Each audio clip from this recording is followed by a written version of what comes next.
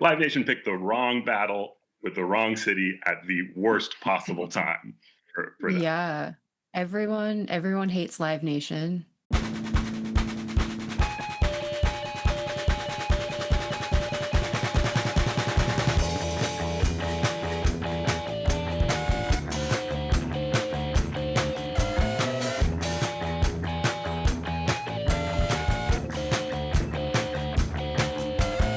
Talk to me. Tell me you're fine. Got to go. It's 9:30. Boom, okay. It's Critical Listening, episode 17. My name is Max Alper. And I'm Liz Pelly. And for episode 17, we have a story of grassroots musicians organizing against Live Nation. The Maine Music Alliance started as a group of musicians self-organizing on Zoom during the early days of the COVID-19 lockdown. And for over a year, they've been organizing to stop the development of a 3,300 cap Live Nation venue in Portland, Maine's downtown. And last month, the Portland City Council officially voted to definitively block that proposal. The Maine Morning Star wrote that city council members voted 5-4 to modify the city's building codes, effectively killing the proposed Portland Music Hall, which would be built in proximity to Merrill Auditorium. And the paper also wrote that these modified codes require a 750-foot separation between theaters or performance halls with a capacity above 1,000. So Scott Mohler and Peter McLaughlin from the Maine Music Alliance, thank you so much for joining us. Thanks for having us. Woo, woo. God bless the city planners and zoning laws and red tape finally working in the working man's favor. Yeah, famously a hotbed of radicalism. Very interesting stuff that you guys are so much more disciplined and not just falling asleep having to read up on this stuff. Man, thank you guys so much for coming on. I guess we should just start at the beginning. Peter and Scott, if you could just tell us a bit of your backgrounds personally and what is the story for the Maine Music Alliance? For myself, I had worked in music for a long time as both like a musician, an agent, a manager, and basically anything you can do in that world.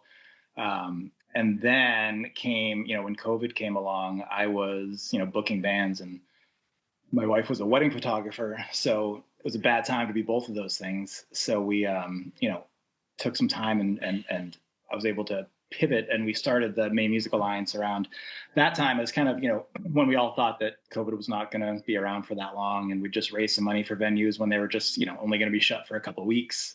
And that quickly spiraled. And we ended up, over time, we raised right around $100,000 for local venues before any kind of federal money came through. So we were able to, places like the Afodian or places, the small venues that just didn't have the nest egg to stay afloat during a time of no money making. We were able to kind of help them keep the lights on and just kind of throw the money around in a way that I'm sure the IRS would not appreciate, but it was what worked. Yeah, Scott and I met in the music scene, probably in the first year I lived in Portland. I'm a drummer and played in a lot of bands, done a lot of touring, like Scott, done all the sort of different roles in music that you can do. Both of us have worked at several different venues in town. I've been working at Space Gallery more or less since I got to Portland, sound person there, and then took over the booking, which I've done for over a decade now somehow. And I've worked on festivals and every side of things. So I got involved early on with Maine Music Alliance. I was excited about what Scott had started, and we had all sorts of big plans for where we were going to take this next after our COVID fundraiser, and after we all got back into the venues, and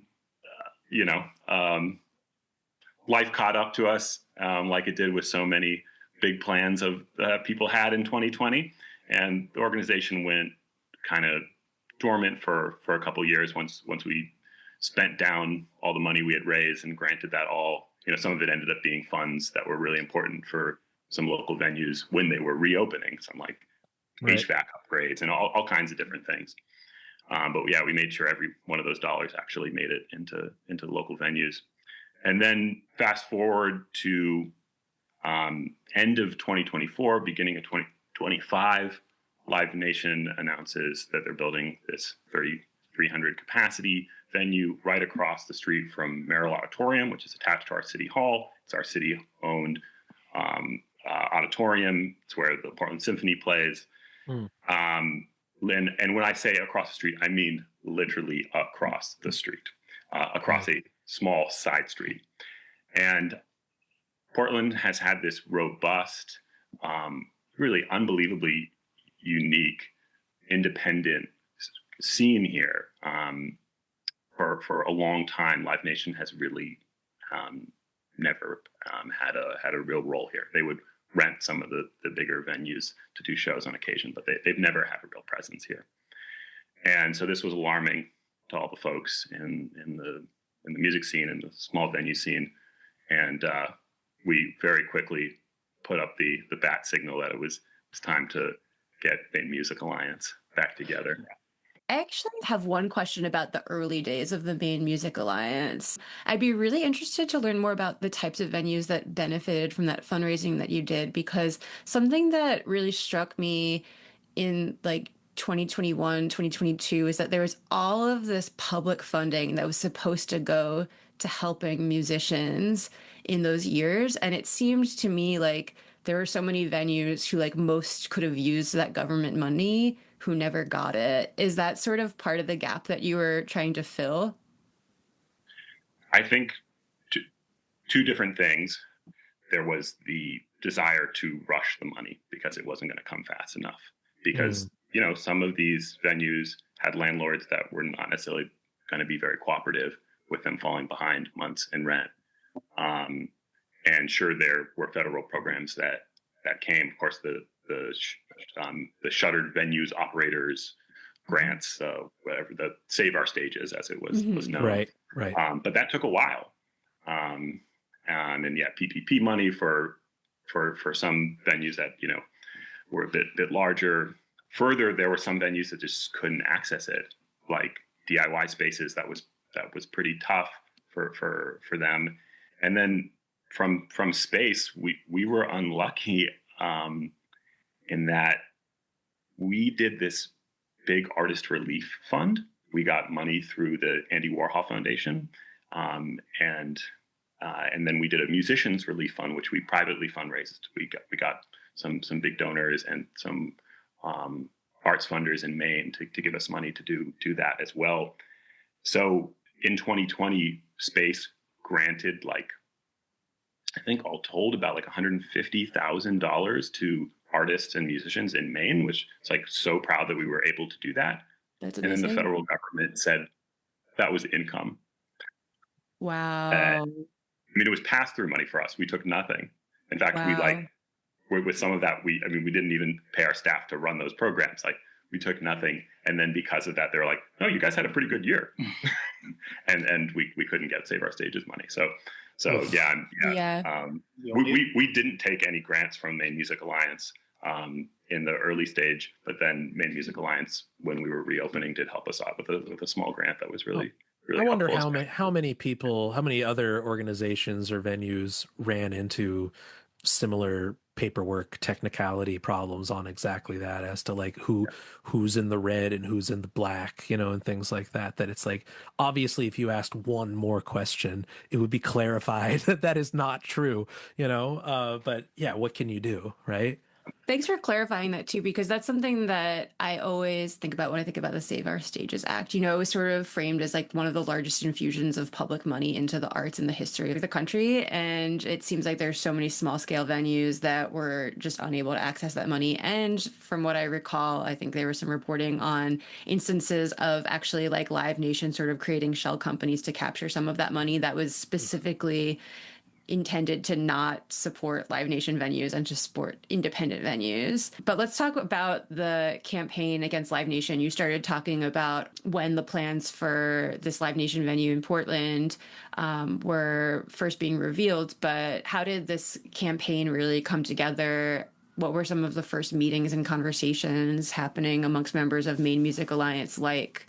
When the proposal first came out, like there was a big article in the newspaper about like, oh, like Live Nation's proposing this venue. I think, speaking for myself, and I think a bunch of others, like we all thought that won't happen. That's crazy. Like they would never do that. That doesn't make any sense.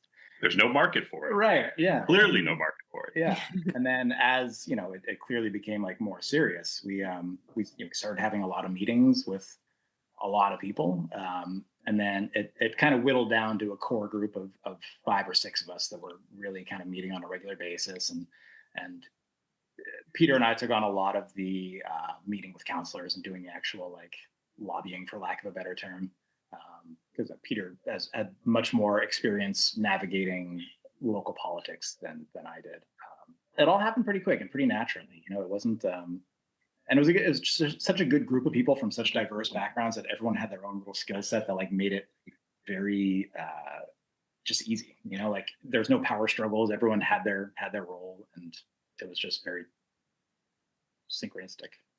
I think what impressed some people, we connected with UMA very early. We connected with NEVA very early. And what impressed some people from the start was when we put out that petition, which was very early, only a couple months after the project had been announced. And it was basically every single venue and arts organization, at least performing arts organization in Portland, including some organizations that were like kind of unimaginable that they would take a stance that feels political, like the Portland Symphony Orchestra signed on and was very helpful behind the scenes. Opera Maine. Opera Maine. Wow. Portland Stage Company. Sure, it was like not surprising that Space and the Ephodian might do this, and some of the smaller venues, your Gino's Rock Club, your Blue. But yeah, I mean, like some nonprofits that are often very cautious about taking political stances because, nonprofits raise money from rich people. They maybe rely on a lot of people that are cozy or within the business real estate developer lobby. I've worked at nonprofits my whole adult life. I get it. And people were just recognized so quickly that this was an existential threat to this very unique, independent arts ecosystem that we have maintained in Portland against all odds for so long. Wow. And I think we recognized, like from the first conversation that Scott and I had about this, and I just looked back the other day to like our first texts about this, over a year ago, which were very funny. And what were they? Well, we recognized from like day one that it was like, if people find out about this, they will be furious and people will show up. And there are some unique things with the Portland, Maine music scene and the Maine music scene, and also political things that have happened in our city over the last 5-6 years, that we are ripe to be the first city to stand up. And that if we do that, and this was literally in our first conversation, if we do that, we might be able to like help create that blueprint for other cities. We could be the beginning of pushing back. And I'm not trying to, talk about this all in this grand way, but yeah, I think we recognize that this was something we needed to do for Portland, and we needed to at least try, but that that this could be part of a bigger movement and a bigger story. Yeah, and I think it also lined up really well with like when like the Live Nation trial was starting. The state of the world writ large was such that like people were pissed off and wanted something that they could like rage against, and I think Live Nation gave them a really good option there. So like it just kind of funneled a lot of anger because it was something that was tangible. Like we could do it. It's like it was a winnable battle that didn't always feel winnable, but I think there was a certain point that we hit probably halfway through the process where it's just like, okay, like we're gonna do this. It wasn't a matter of like, man, I hope this works. There just wasn't a market option. It was gonna work. It's so funny to be in this place as like, people who have 4 of us have been in music for a long time. And like 5-10 years ago, if you said Live Nation in a casual conversation, nobody who wasn't in the music industry in some way would know who that is. And now, like, your MSNBCs, your CNNs, your New York Times will have like regular quotes where, their podcast hosts, their journalists refer to Live Nation as one of the most hated companies in the world. Amazing, man. So that timing, Scott's point, very important. There are unique things about Portland. Also, the timing was right. They picked, Live Nation picked the wrong battle with the wrong city at the worst possible time for them. Yeah. I love it. Everyone hates Live Nation. And it's all my homies. All my homies hate Live Nation. It's also like a classic like sci-fi movie where it's like world peace has been achieved because the aliens are invading. You know what I mean? Where it's just like we could imagine scene politics, different places in which like I don't mess with that venue, blah blah blah, right? But it's like bygones be bygones. There are bigger fish to fry, and y'all did it in a way that like I cannot see other cities being able to come together in that sort of way, so it's the model. Everybody. Well, thank you, Live Nation. Thank you, Mile Marker Investments, the local developer on this project. They have brought the music scene closer together than it's ever been before. Yeah. Literally, that was the first thing after the vote last week at City Council. A venue owner came up to me and was like, I've never felt like this. I've never seen the scene so united. And we're going to keep that going. That's so amazing. Cool. What I thought was really, really cool about this whole thing is that I've been, playing in Portland for probably like 15, 20 years now. And at the meetings that we brought a lot of people out to, like, there was nobody that I knew there. There was this whole, there was a handful of people that I knew, obviously, but like, there was this whole part of the community of these younger folks that just like were pissed and like came out and like just were a part of it. And I knew none of them, which was awesome. I thought. Very good sign. Very, very good sign. I love that. Yeah. It's like, we're not a bubble, guys. This isn't a bubble, Yeah.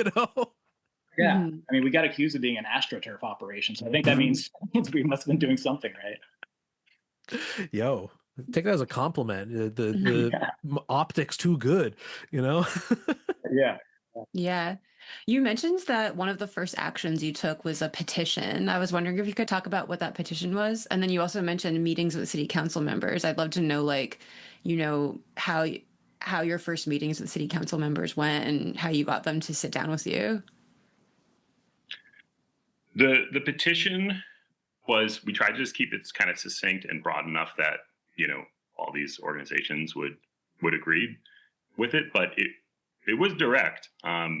I don't have it in front of me to read from it, but it said, all of these co-signed organizations and music venues say no to Live Nation. And then it gave a couple big bullet points with some little explanations of why this project was the wrong partner, the wrong time, the wrong place, the wrong, literally, physical location in Portland. And so it was pretty direct. And then we had invited musicians, broader arts workers, audience members to sign on to it. And pretty quickly, I think about 2,500 people did. Wow. So that was delivered to council. And I guess we were starting to have meetings at that same time Scott referenced. I've definitely been involved in local politics.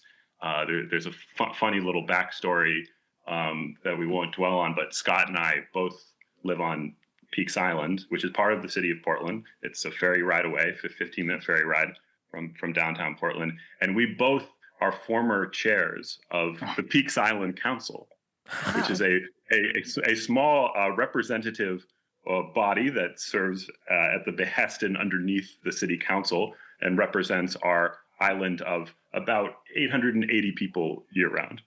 So we've got some political experience, at the hyperest of local level. Real political heavy.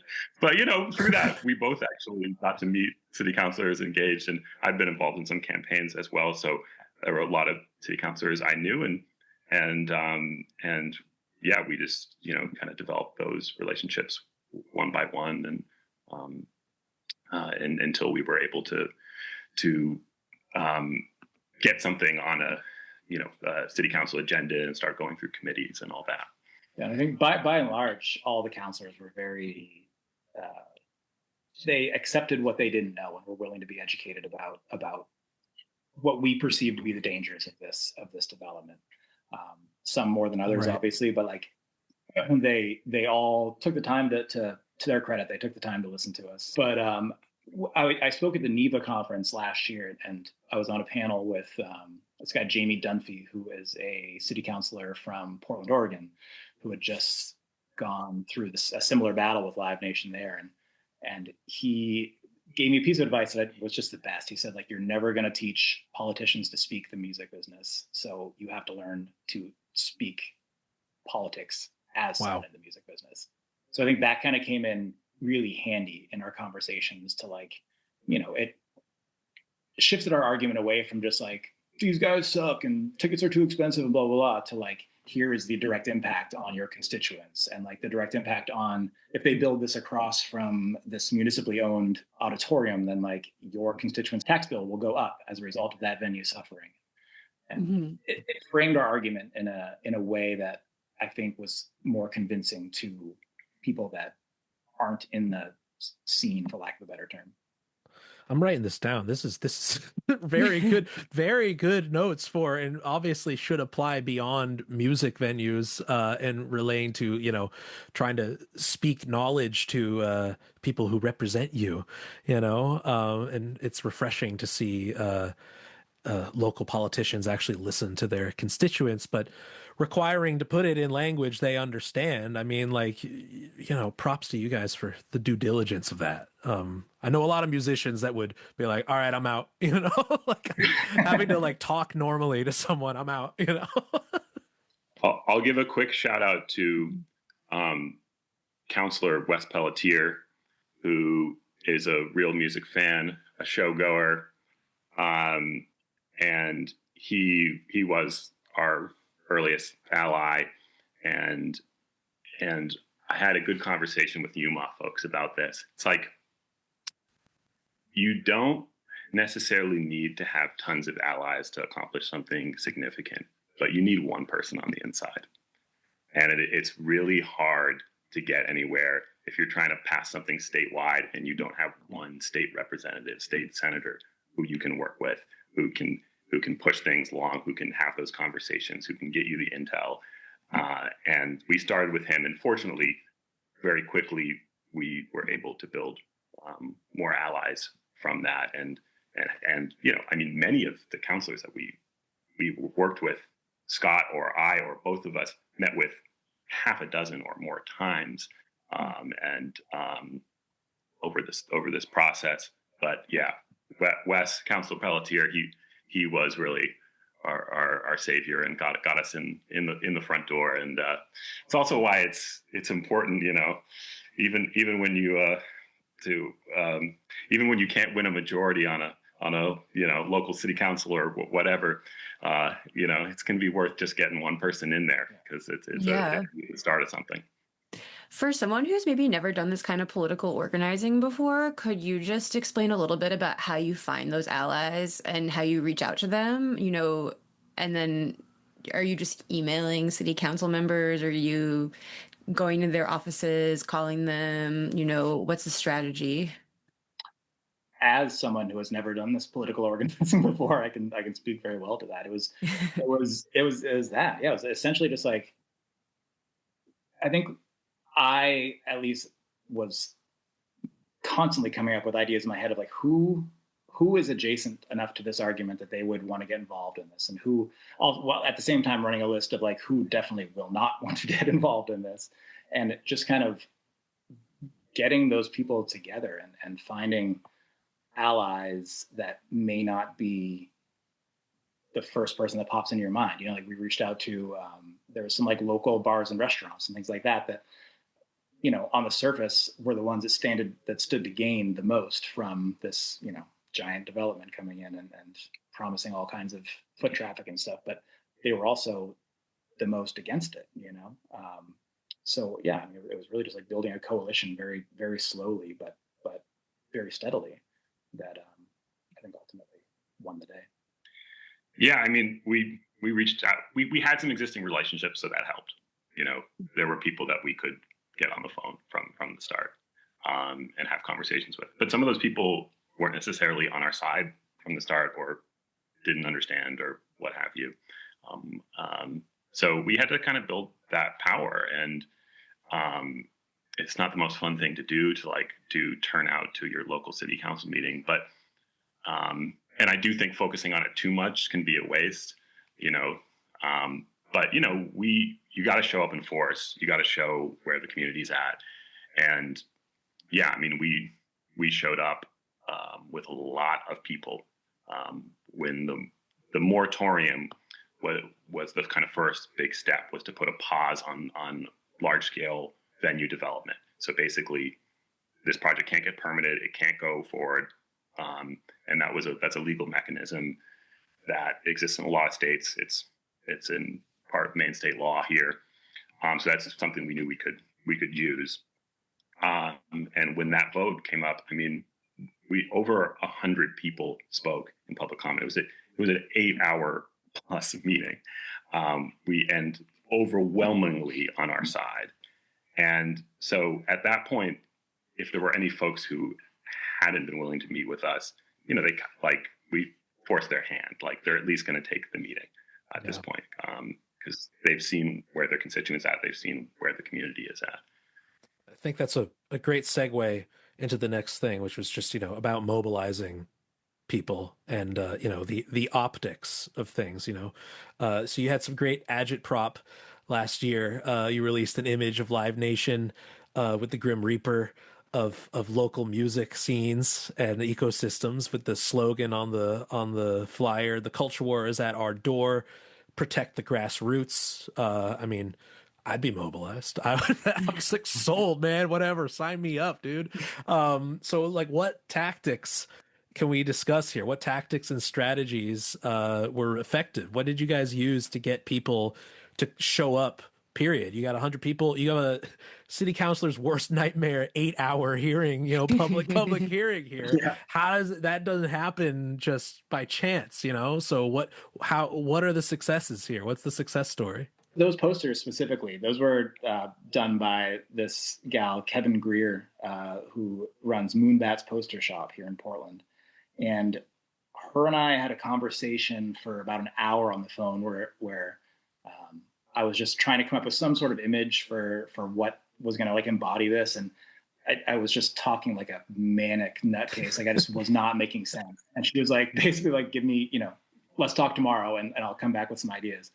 And then she was like, what if we build or make Monopoly cards, which is all, she had all of them like laid out. And I was just like, how? Like, she took whatever came out of my head and turned it into something very usable and good. Kevin is it's a former, I guess still exists loosely, of this artist collective called the Beehive Collective, which are kind of legends. Yeah, I mean, I've hanging in many a collective house I've lived in.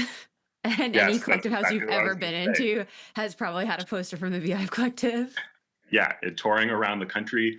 It's like, yeah, every place you crash has a Beehive Collective print. I've seen them, touring outside of the country too, and wow. So there is a great legacy of political art. Kevin, I think, very much embodies that famous Tony Cade Bambara quote: "The role of the artist is to make the revolution irresistible." And that did a lot of work for us. I hate to say it, but never underestimate the power of some good infographics. This is why musicians need visual artists. You know what I mean? Like, this is like exactly like you said. It's just like all these ideas I'm spitting out here, and it's just like you need that one person that can just translate that, and it's just like, God damn, I could never, And then for the rest of our graphics, the secret was just Futura font, size 60, bold. That's all. That's what you need to know. Effective. Write this down, people.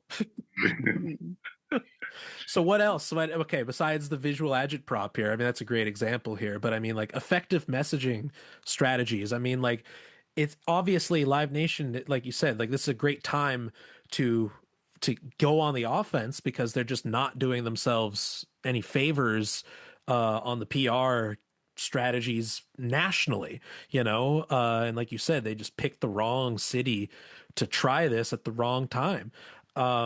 So like how did you make that, how did you articulate that to maybe the passive music consumer, or just the average Portlander that's just like, I don't care either way, tell me why I should care. Yeah, I mean, there were definitely weeks, these processes can take forever.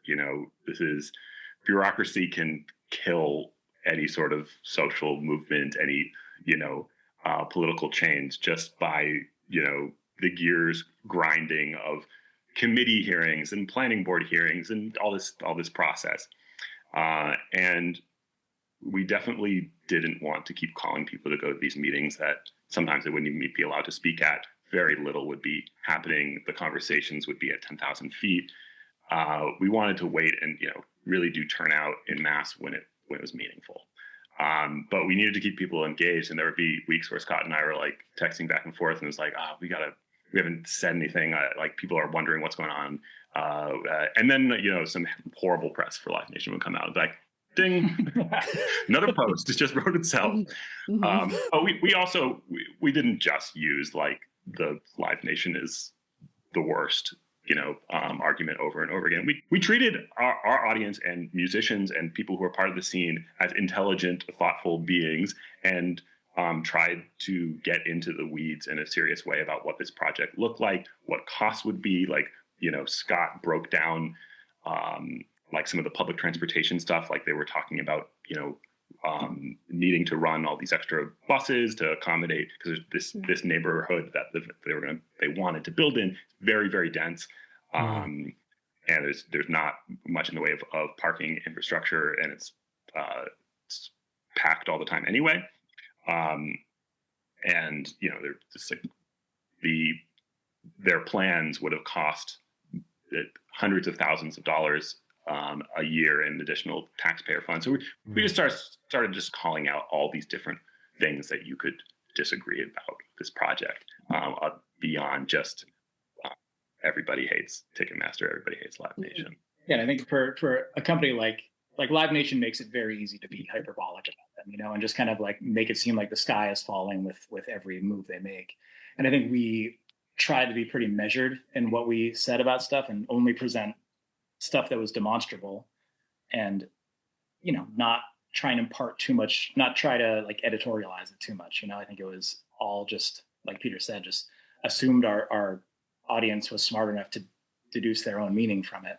And I think it was effective, because I think a lot of the arguments that we ran up to from people that were more just the average person in Portland walking down the street was like, you guys are a bunch of musicians. Like, why are you not psyched about another venue coming to town? After our head exploded, we would have to like come up with a cogent argument as to like why we were upset about it, so which I think helped our messaging overall, because I think it was pretty effective.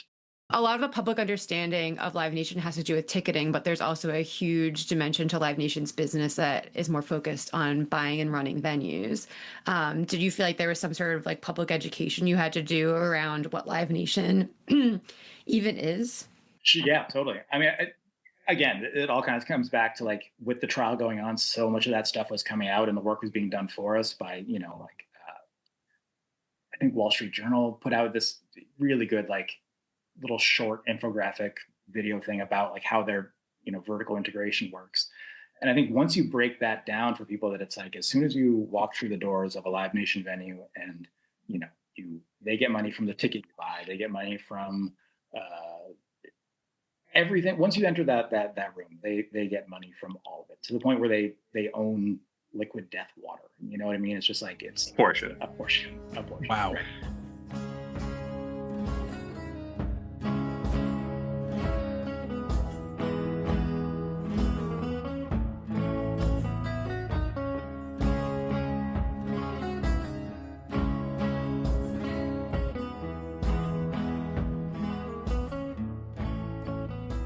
Should we do that exercise? Should we do that here, Max?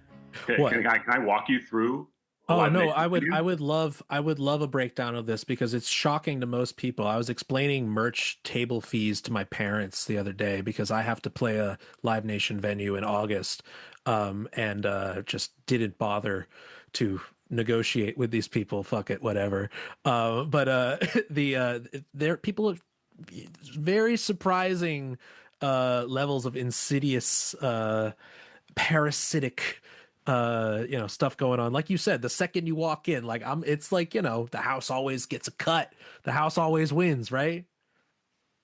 Yeah, I Yeah, mean, it's from the second you walk in, like both the consumer and the artist are losing money. Yeah. It's like, Yeah. yeah. Okay. Yeah, Here, break it down. Break it down. yeah, humor me here. So, a quick disclaimer to Live Nation's lawyers that we know are listening. This is all purely hypothetical, a creative Fans of the exercise here. show, friends Yeah. of the show, Live Nation's Yeah, lawyers. yeah, friends of the pod. Mhm. Your single favorite band is coming to town. They're playing the Grok AI Enron Saudi National Bank Arena in your hometown. You drop $400 on tickets.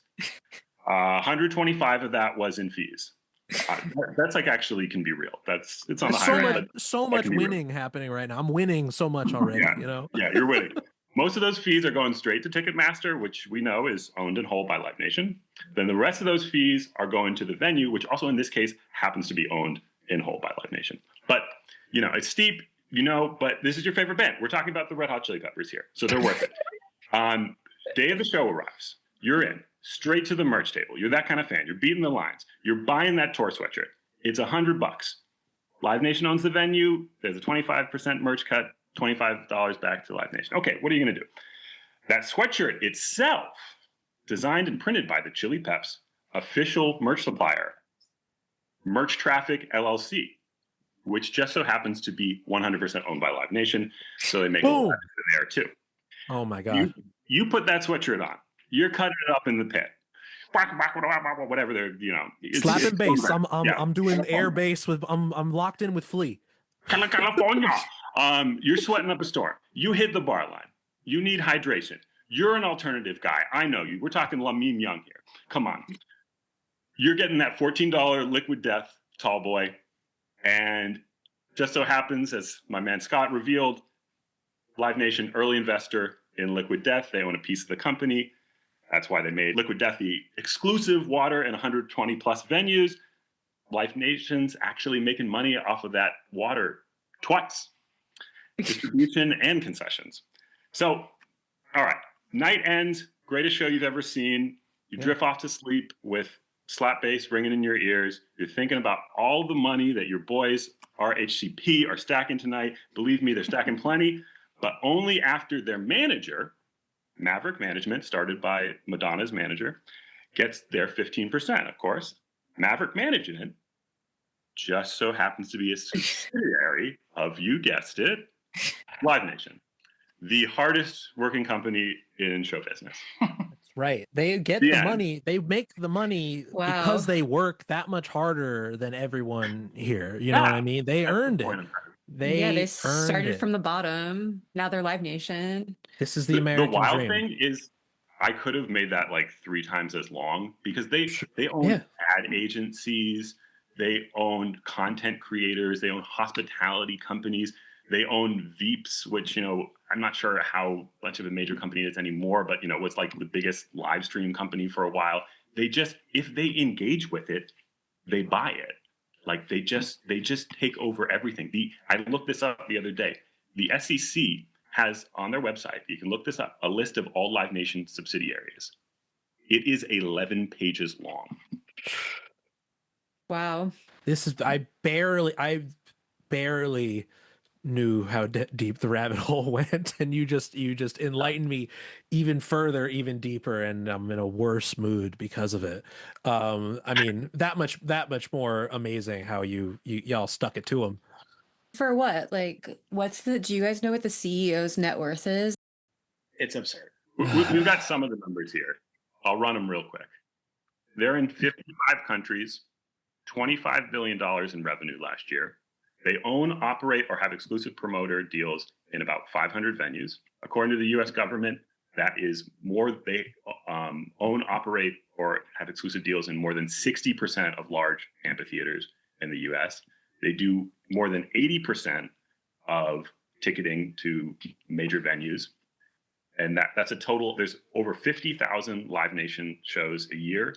And that doesn't even include, non-Live Nation shows that they're ticketing, of which they sell over 600 million tickets a year on Ticketmaster, all while managing more than 400 of like the biggest bands in the world through Artist Nation. If you want to get depressed, Max, Artist Nation, which is all their subsidiaries of management companies that they either have partnerships with or actually are just true subsidiaries. Sounds like an MTV show from the 90s. Yeah, and in addition to Ticketmaster, they have C3 Entertainment at this point, which is Bonnaroo, Lollapalooza, Austin City Limits, Boston Calling, Governor's Ball, another 30 plus festivals after that. They have Rock Nation, Jay-Z's management company, House of Blues. They own lots of things you would never even think of. Setlist.fm, they bought that like 10 years ago. Merch Traffic that I mentioned earlier, Veeps, Groot Hospitality, Greenlight Media and Marketing. It goes on and on and on. All these companies which are like, what are they even doing with this? Something nefarious, I'm sure. Something. Yeah. I mean, it's the act of owning. I mean, it with private equity companies, you could see it because it's just like, you want to buy this, strip it for parts and flip it. Like it feels more logical in the act of consuming as much as possible. But yeah, there's so many questions left unanswered here as far as why why all of that. Clout, I don't know. I mean, it's just so much consolidated power makes it easier for artists and consumers to not have other choices so that they can just continue getting away with doing whatever they want. No other show in town. Until, the public, until lawmakers, until like regulators tell them no. And this is clearly a company that is not used to being told no, which I think makes it even all the more powerful that Peak Island was able to be the part of the country that was finally able to stand up and say no to this enormous multinational conglomerate. I would love to juxtapose everything that you just outlined with maybe the scene at City Hall on the night that the vote passed to stop this venue from being built. Could you describe that day or night? Give us some positive. Yeah. We need something here. I mean, we had a fairly good idea what was going to happen before we went into the night, so that that helped to ease the anxiety and squeamishness. Although I'm not going to say that I didn't get both anxiety and squeamish. Sure. But it was the meeting itself was a lot like the moratorium meeting. It was a lot of public comment, a lot of just a lot of people speaking up. But what was really good about this one is that, like, at the first meetings, a lot of people went off the rails and were just kind of like, "Fuck Live Nation," blah blah. Which is, I think "Fuck Live Nation" is a great rallying cry, but it's a terrible argument, And at this meeting, I think people stayed a lot more on message, and that was in part. So I think we tried to control that narrative a little bit and keep people on message, because we didn't need to do any more convincing that Live Nation was bad.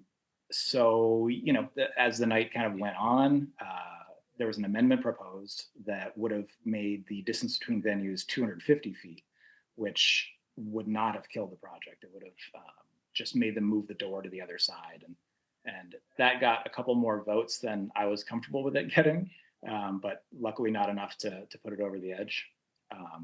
And then when they brought up the actual ordinance without the amendments, it passed 5-4, much to the mayor's chagrin, and it was awesome. I think it was a year's worth of work that kind of came down to that moment. I think I walked out of that room not totally knowing how to feel. It was a weird feeling, and walked out of the hallway, and there's just like a whole crew of like a lot of people that have been working on it the whole time, that just like we're all hugging and high-fiving, hooting and hollering, and it was great. And we went to Gino's, another bar in town, had a couple drinks, and I think people need wins. Yeah. I mean, it's when you do political work, especially if you're anywhere on the broader left in this country, you're used to half measures.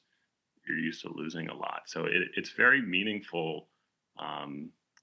It's hard to keep large scale community organizing efforts together unless you can have those wins, even small wins along the way. So I think, yeah, for a lot of people, this was meaningful to people who this was like their first time engaging with politics at the local level in this real material, visceral way, of which a lot of people that was the case. And this was really meaningful to people who have been longtime organizers too. It was a good day for the little guys. Absolutely.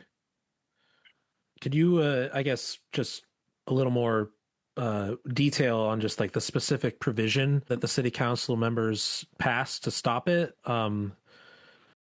Obviously, it's specific to Portland and the red tape that we were discussing. This is for the bonus episode, just for the Patreon, for people who are really into land use. This is for our.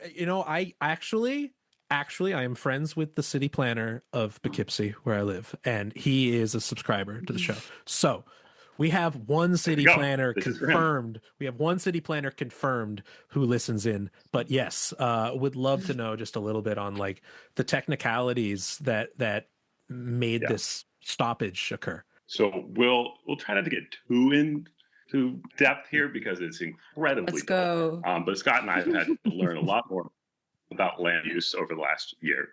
It is true. This is an interesting thing. This is, the NIMBYs of the world understand this very well. They know how to keep affordable housing developments and shelters and anything else they don't like out of their neighborhoods. So yeah, we couldn't know about this project until it was public, and at the point it's public and it's going through the process, permits have been applied for, and the project has been proposed, really a land use kind of level. So Portland already had an existing ordinance that separates venues, entertainment licenses by 100 feet. So we basically use that as our basis. It's an existing law. Seemed like easier to justify than writing an entirely new law. And we said, okay, when you're talking about two bars that do karaoke or, have singer-songwriters, 100 feet, no problem. When you're talking about small venues, 100 feet, no problem. There's not a big public safety issue there. But when you're talking about a 3,000 plus cap venue right across the street from a 2,000 cap theater, especially a 2,000 cap theater that the audience is mostly older people. We're talking about symphony goers. People going to see the Michael Bublé show, whatever else is happening there, Paula Poundstone. Yeah, I mean that is a different kind of public safety dynamic, and we made the case that this was just way too close, and that needed to be larger. That we should have more like a city block at minimum between gigantic venues in our small city, in our dense city. We're not Boston. We don't have a theater district. This is downtown. Literally across the street from where this venue would be built is all residential, entirely residential zone. It's the end of the commercial zone. This is literally the last lot that they were building on. So we suggested, expand that to 700 feet. That would make that whole lot unbuildable because the city public-owned Merrill Auditorium is not going anywhere. And that argument, ended up resonating with at least 5 of our 9 city councilors, which was the exact number we needed and no less. I wonder if that's amazing. The first time that Michael Bublé and Paula Poundstone have been in a sentence together. Probably not. Friends of the show.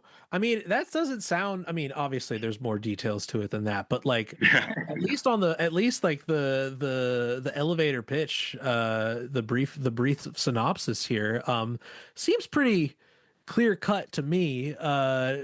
Would have thought maybe a company, even if a company is not used to hearing no, they would at least have thought about this. It's not a big city. There's already this big place directly across the street. yeah, a lot of cities have similar sorts of laws in terms of how close venues, entertainment venues, etc., can be to each other. How close liquor licenses can be to each other in some Yep. cities. Yep. We looked at like Portsmouth, New Hampshire, just an hour down the road. They have a distance between venues and residential zones. So there are different things. And obviously, these kind of things you got to be careful with because they can be weaponized against music scenes just as well. But we're all working within the same system, and so we explored every possible avenue we could to do what we firmly believe is a righteous cause and a necessary protection of the artistic community, the music scene that we have here. Yeah, and I think Amazing. kind of speaking to what you said before about how had they not thought of this as a potential kind of rebuttal to their proposal. I think that Portland has historically been quite friendly to developers. So I think they really thought that they could just kind of saunter in with their giant bags of cash and just that was enough to shut everybody up, And I think luckily we proved them wrong, And this company has never lost. Yeah. Like, I mean, amazing. basically, I mean, not at the local level. I mean, obviously they just lost the antitrust ruling at the hands of 34 attorney generals. But and hopefully that sticks. We'll be seeing a lot more in the coming months. But yeah, they don't lose. I mean, not only do they not lose, they get tax write-offs. They get benefits from cities all over the country. They have exclusive deals on publicly owned venues and arenas and around the country. So yeah, I mean, I don't think they thought they had to think about that much showing up to Portland, Maine. This is a David and Goliath biblical, like this. There's just, someone's going to make a movie about you. I'm calling it. I'm calling it, man, because it's just like a very good story. Like I mean, I don't know. I think that this is like, there's a lot to be learned here, but also just like hearing about this, I've been explaining it to my folks just from afar, and it's just like, it does feel good to know that the little guy won, and specifically knowing you guys, just that it's like, it's not like the top promoter, the top club guy in Portland, like, getting the small guys together to do something. Like, this is DIY, grassroots, independent music people thinking collectively and succeeding. It's inspiring, genuinely. Thanks to you both for doing your part in contributing to the year Live Nation starts to lose. Yes. Yes. I think with the with the verdict in the trial, I think it's going to open up a lot of it's going to give a lot more kind of arrows in the quiver for people to use to try and fight back on these kind of things. And I think we're going to keep pushing here to do something that is more replicable in other cities, because I think from the beginning that's been one of our big goals was to really do something that other cities could say, we can do that too. And the land use thing that we went through is not necessarily that, because it's kind of just a little niche thing that was able to work for us, but we're not done yet. Yeah, and we know that billionaire monopolists do tend to be sore losers. So we're having a little victory lap here with you guys, but we're not laying down our swords quite yet. No. We're going to keep the fight alive and be prepared for whatever comes next if Live Nation comes back. Well, that is good to hear, that you are preparing for what they might potentially try to do next. To wind towards our last question, because it seems to be kind of naturally going that way. Are there any other lessons you think can generally be gleaned here for artists in other smaller cities who are hoping to organize against corporate power generally? I think to start before it's a problem, I think like we we this whole thing exposed vulnerability that we had, is that we there's a very, very robust scene, but it wasn't necessarily organized in a way that like everyone knew everyone, and knew that we were all working towards the same common goal. So I think the more you can get on the same page with the people in your community, it just makes it so much easier to mobilize when inevitably the beast does come knocking at the door. Yeah, and I think we were living in kind of a utopic like sense of why would they ever come here? They couldn't possibly succeed here. We've got all the bases covered. But they just kind of wanted to come in and be home plate, and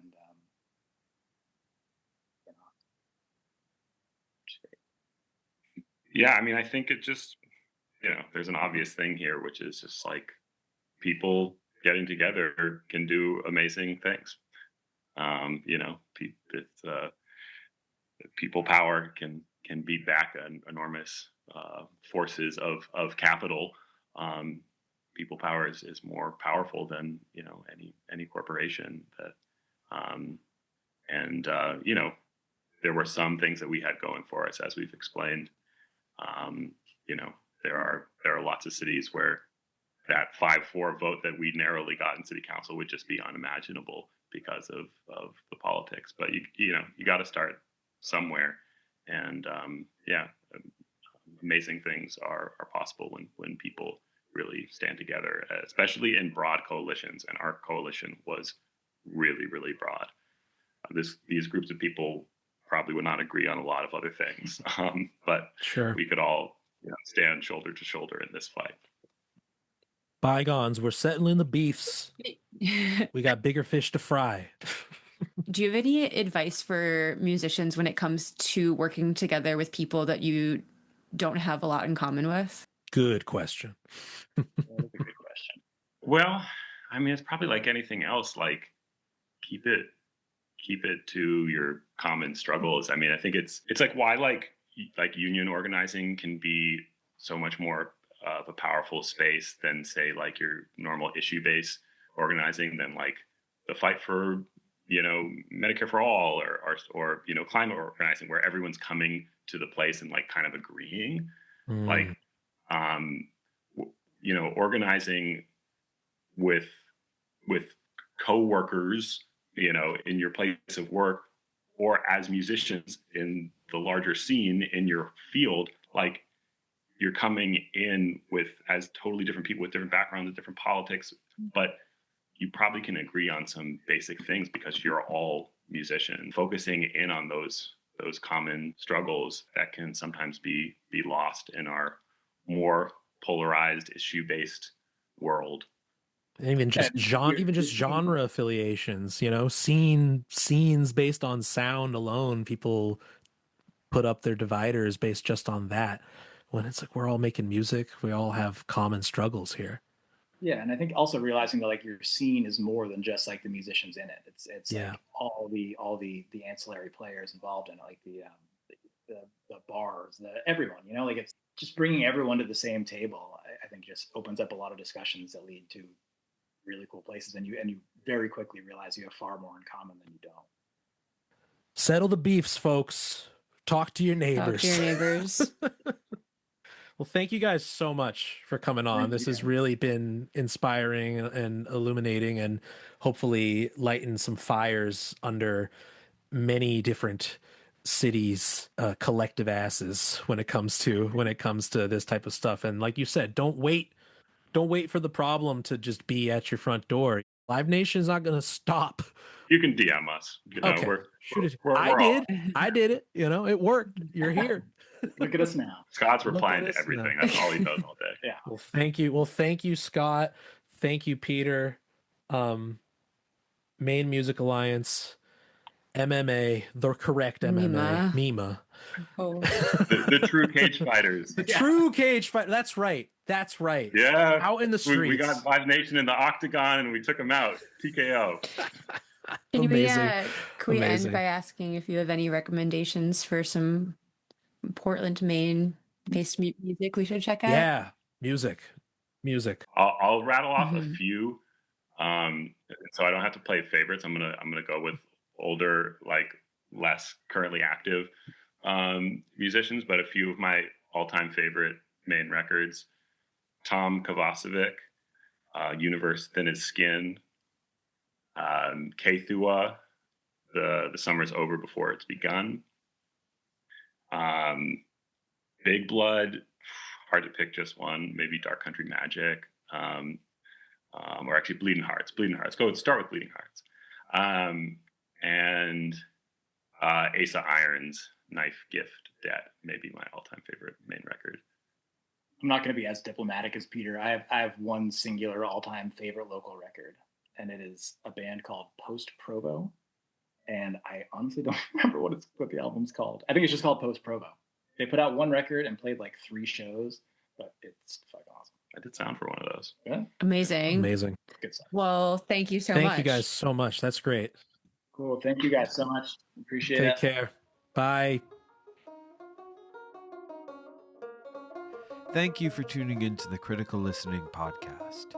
The show was written and created by Liz Pelly and Max Alper, and produced and engineered by Nick Zanka. That's me. You can support the show by joining the Patreon at patreon.com/critical listening, where you'll have early access to episodes before they hit the public platforms, as well as our Discord community. Our theme song is the track Talk to Me by the band Eraser, and this episode featured excerpts from the 2013 album Knife, Gift, Debt by Portland's own Asa Irons.